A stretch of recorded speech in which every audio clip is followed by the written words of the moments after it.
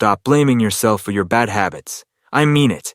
This constant guilt loop, it's not helping you. If you're stuck in a cycle with alcohol, cigarettes, sugar, scrolling, or any pattern that's draining your energy and robbing your focus, here's what nobody wants to say out loud. It's not because you're lazy or weak. It's not a flaw in your personality. It's a flaw in your system, and systems can be rebuilt. 3 years ago, I was the guy who couldn't stop negotiating with himself. I'd promise to clean up my diet, then find myself elbows deep in snacks at midnight. I'd set alarms to work out, then snooze my way into another excuse. And the worst part? I thought it was a discipline problem. I thought I was the problem.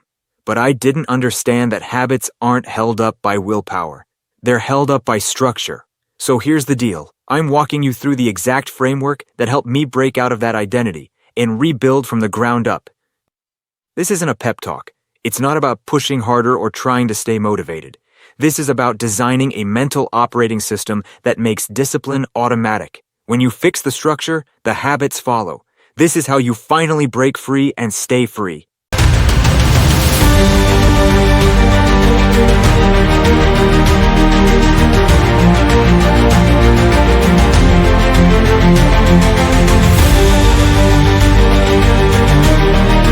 Let me guess your pattern. Sunday night, you're fired up. This week's the reset. No more cigarettes, no more sugar binges, no more wasted hours scrolling social media. You've got momentum. You've got clarity. By Wednesday, you're negotiating. Just one bite, just a quick break. And by Friday, you're back in the loop, beating yourself up, promising to start clean next Monday. Sound familiar? A few weeks ago, I got a message from a guy named Marcus, super driven, high-level entrepreneur, crushing it in business. He writes, "Why is it that I can close big deals, lead teams, build systems, but I still can't stop leeching for a beer every night at 7 p.m.? I feel weak." And here's what I told him. Marcus, this isn't about willpower. You don't have a discipline problem. You've got a systems problem. You're trying to outthink a loop your brain has automated. That's not a character flaw. That's biology. And biology wins if you don't build against it. Let's get real for a second. Hey there, I'm Mark, and I'm genuinely excited you're here investing in your growth. Before we dive deeper into today's strategy, I want to ask you a quick favor that takes just 2 seconds but makes a huge difference. If you're finding value in this content, hit that subscribe button and tap the like. It's completely free and helps us reach more people who need these game-changing strategies. Your support directly fuels our mission to help thousands transform their lives. Thanks for being part of this community. Now let's jump right back into the breakthrough strategies that are about to change everything for you. These habits you keep falling into, they're not failures. They're proof that your brain is working exactly as designed. Its job is to automate the familiar. Anything you do repeatedly, good or bad, gets wired in as a shortcut. Your brain says, "This again? Great, let me make that easier for you." That's not weakness. That's an untrained system. The problem isn't the habit, it's the lack of structure to rewire it, and that's the work. Mental discipline for success isn't about being a motivational machine. It's about understanding the mechanics and building a process that makes the right behavior automatic. Here's the brutal truth nobody wants to face. Your bad habits, they're not hanging around because you're lazy. They're winning because you're battling 3 silent enemies that school, society, and even self-help books failed to prepare you for. Let's start with the first one, the motivation myth. You've been taught to wait for the spark, the pump-up video, the Monday morning new me moment. But motivation? It's the most deceptive fuel on the market. Science shows motivation releases dopamine just from the idea of change. So when you think about quitting sugar or waking up early, your brain rewards you before you've done a thing. That's why New Year's feels amazing until February hits. And when the high wears off, what are you left with? White-knuckling it through the cravings, hoping discipline shows up on command. But neuroscience is clear. Willpower is finite. It drains fast. So if you're relying on motivation and willpower to carry you, you're not just in a losing game. You're playing with a broken strategy. Now, let's talk about enemy number 2, the discipline deception. You've been told discipline means grinding harder, resisting more, pushing through no matter what. But high performers, the ones who actually sustain success, they don't flex harder mental muscle. They remove the friction. In fact, research proves it. People with the strongest self-control don't fight temptation more. They face less of it. They don't rely on heroic willpower. They rely on engineered systems. So when energy is low and life hits hard, they fall back on routines that still move them forward. That's not weakness. That's strategic discipline. It's the backbone of what I call mental discipline for success. Systems that hold the line when emotions can't. And the third enemy? One most people never even see coming. Environmental sabotage. You're trying to change your life, while surrounded by the same triggers that built the old one. Look around. What's in your fridge, on your desk, on your phone at midnight? Those aren't just objects. They're silent commands. Environmental psychology proves this. Your surroundings dictate behavior more than intention ever will. You don't rise to your level of goals. You fall to the level of your environment. So here's the shift. Stop asking, how do I get more motivated? Start asking, how do I design a life that doesn't require it? Because success, real, sustainable success, isn't about superhuman effort. It's about smart systems, better environments, and a mindset that stops negotiating with mediocrity. That's mental discipline for success. Look, 2 years ago, I'm parked outside a convenience store at 11 p.m., lying to myself. I told myself I was just there for gas. But let's be honest, I was about to walk inside and buy the same junk I swore I was done with. And I knew it. That moment hit hard, not because it was the first time I slipped, but because it was the 100th. And still, I kept trying to will my way out. That night became a turning point. Not because I suddenly found strength, but because I saw the truth. I wasn't losing the battle because I lacked discipline. I was losing because I designed a life where failure was the default. My routines, my triggers, my environment, they were all perfectly set up to keep me stuck. So I flipped the script. I ran an experiment on myself. What if it wasn't about resisting temptation harder, but removing it altogether? I cleared the pantry, moved my phone charger across the room, set my gym gear where my excuses used to live.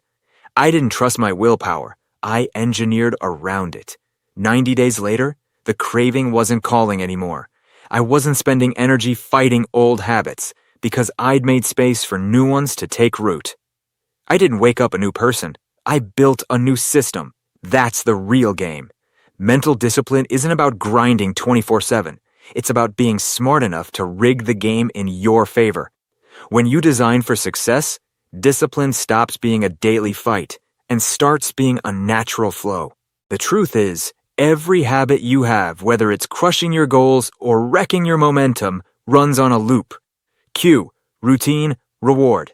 That's the neuroscience. You feel stress? That's the cue. Your brain doesn't wait. It fires up the routine. Light a cigarette, scroll your phone, hit the snacks. Why? Because your brain's after the reward. Relief, escape, stimulation. And here's the kicker. This happens before you even realize it.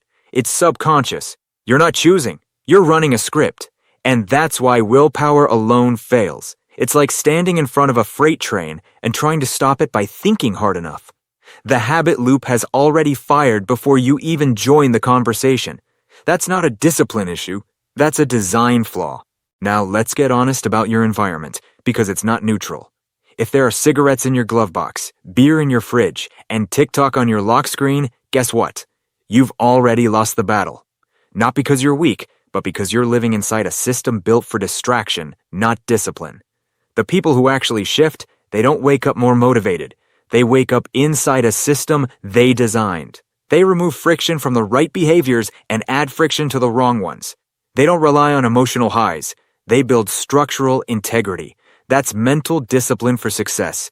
It's not about powering through temptation. It's about making temptation irrelevant. All right, now that we've covered the why behind habits and mental discipline, it's time to get tactical.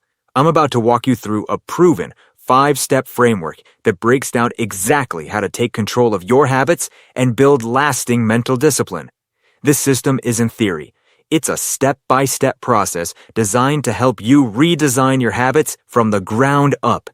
Each step builds on the last, guiding you from awareness to action, all the way to sustainable change. So let's start at the beginning with step 1, mapping your habit loop. Because here's the problem most people face.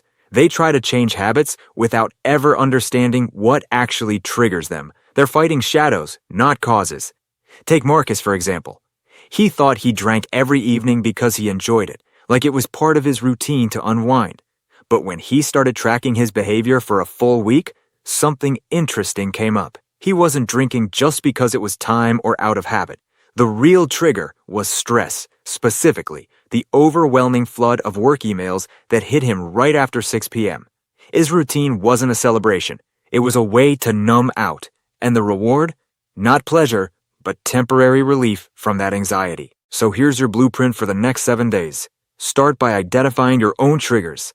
What exactly happens right before you slip into your habit? Is it a feeling? Stress, boredom, loneliness?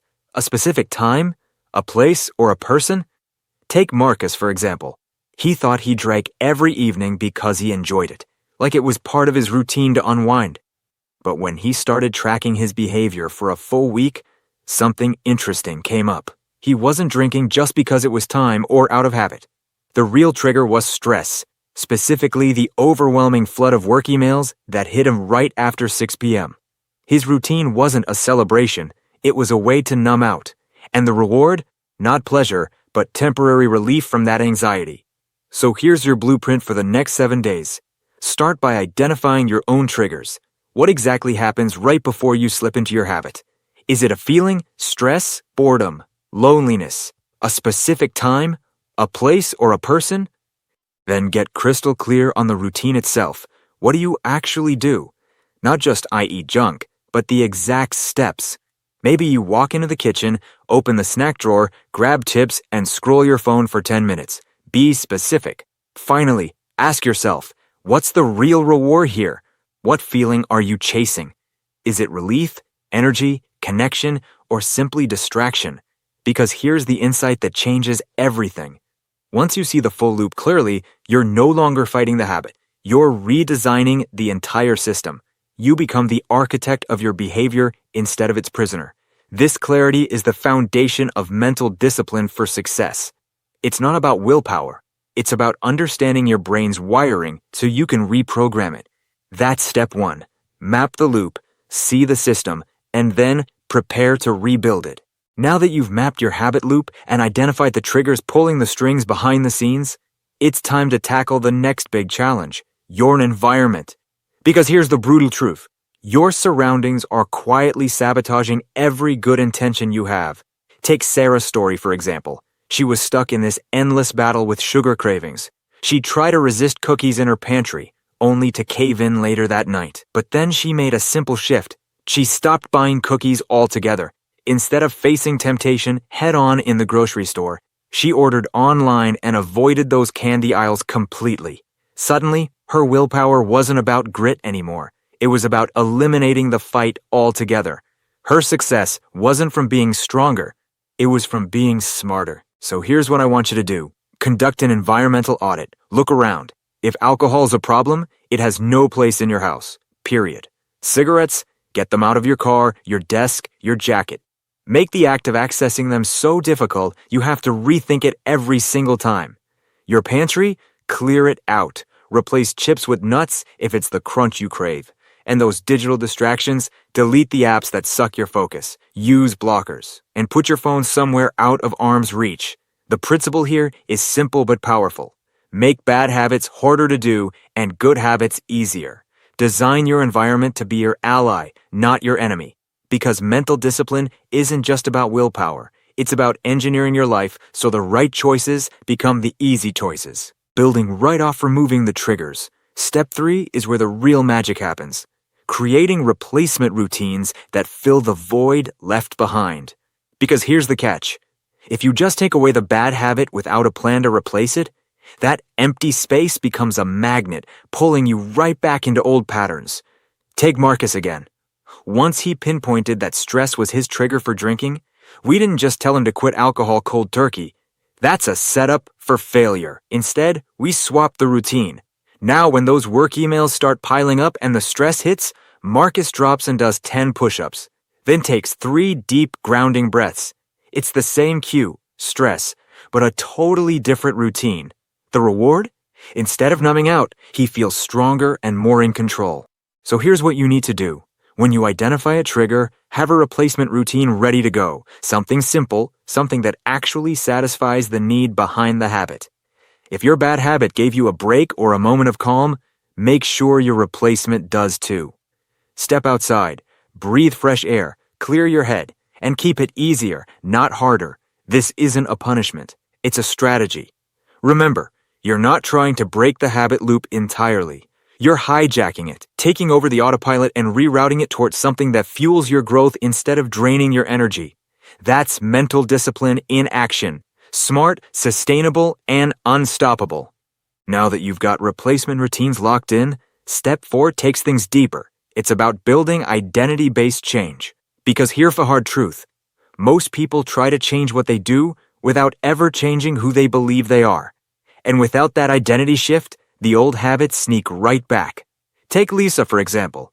She battled cigarettes for years, caught in that cycle of trying and failing. But everything changed the moment she stopped saying, "I'm trying to quit smoking," and started saying, "I'm someone who takes care of my body." Suddenly, every craving became a moment to ask, what would someone who takes care of their body do right now? The behavior aligned with the identity, not the other way around. So, your next move? Define your new identity clearly. Don't frame it as what you're giving up, but who you're becoming. Instead of "I don't drink," say, "I'm someone who chooses clarity over numbing." Every small action you take is a vote for that identity. And that's where true transformation happens. Use the power of language here. "I don't" is stronger than "I can't." It rewires your mind from limitation to choice. Finally, step 5 is about creating accountability systems because real change rarely happens in isolation. Without support, without tracking, it's easy to slip back. So here's your blueprint. Track your behavior, not outcomes. Did you follow your replacement routine today? Yes or no? Keep it simple and clear. Set aside weekly reviews. What triggered you this week? What worked? What needs to change? And don't keep it to yourself. Tell someone about your plan. Share your progress. Accountability isn't about judgment. It's about connection and fuel for your journey. Together, these 5 steps aren't just a habit change plan. They're your blueprint for rewiring your brain, redesigning your environment, and rebuilding your identity. That's how mental discipline for success is truly built. Now, let's get real. Because what happens in those moments of weakness? How do you handle setbacks and resistance without falling off the wagon entirely? 3 months into his transformation, Marcus hit a rough patch. After a brutal week at work, at 7 p.m., he found himself holding a beer. His immediate thought? I failed. But here's what I told him. He didn't fail. He gathered valuable data. That slip wasn't a sign he was broken. It was a signal. What was different about that week? Where did his system show cracks? That's the mindset shift that turns setbacks into breakthroughs. So here's the setback protocol. First, ditch the shame spiral. Setbacks aren't evidence of weakness, they're information. Next, analyze fast. What exactly triggered the old pattern? Was it stress, fatigue, or a change in routine? Then, adjust your system. Add more friction to the bad habit, or smooth the path for the good one. Finally, and this is crucial, get back on track immediately. Don't wait for Monday. Don't wait for a fresh start. Restart right now. Now, an important line to draw here is understanding addiction versus bad habits. Some behaviors go beyond simple habits and into addiction territory. If you're experiencing physical withdrawal, if you feel like you can't function without that substance, or it's wreaking havoc on your relationships and responsibilities, that's when you need professional support alongside these strategies. And let me be clear, there's zero shame in getting help.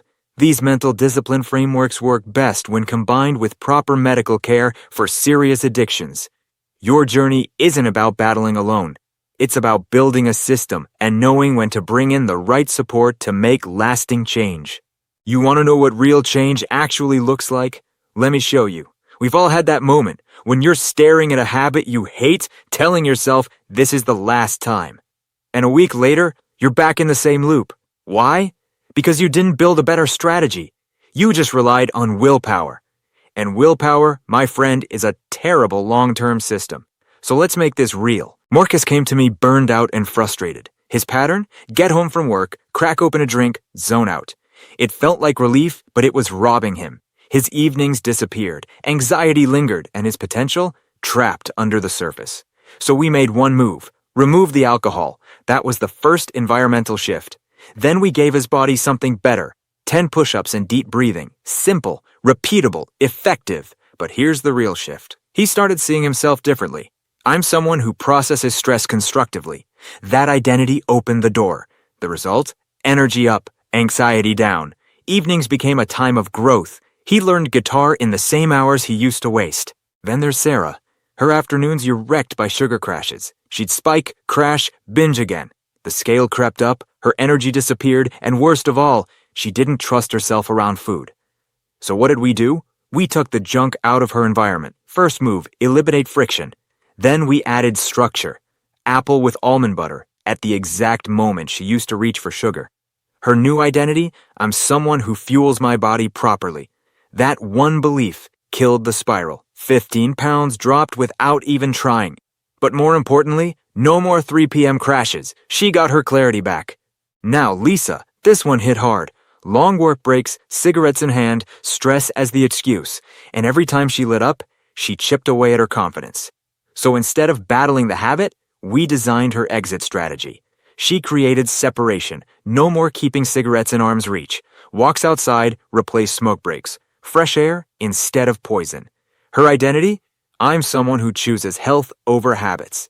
And you know what happened? Mental fog cleared, breathing got easier, confidence skyrocketed. She saved over $2,000 in 6 months, money that used to fund her destruction. Now, here's what I want you to get from all of this. None of them became more disciplined, not in the way most people think of it. They became more strategic. They stopped trying to wrestle their brain into submission.